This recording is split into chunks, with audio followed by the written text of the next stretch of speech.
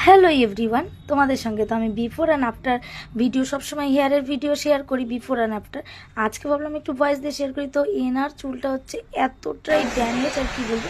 তো এনাকে ন্যানোপ্লাস্টিয়া করলাম আমি, কিন্তু ন্যানোপ্লাস্টিয়া করার আগে কী করলাম, ফ্লেক্স ট্রিটমেন্ট করলাম।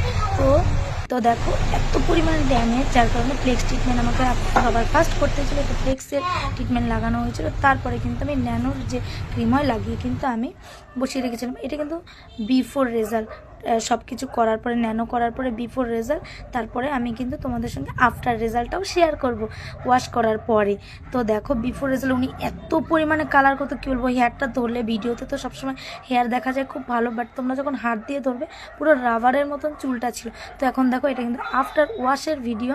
তো দেখো এটাতে কিন্তু কোনো রকম রিং লাইট নেই, ফিল্টার নেই, জাস্ট খালি এমনি আমি করেছি। দেখো এটা কিন্তু জাস্ট ওয়াশ করা হয়েছে, আর কিন্তু কিচ্ছু না। ওয়াশ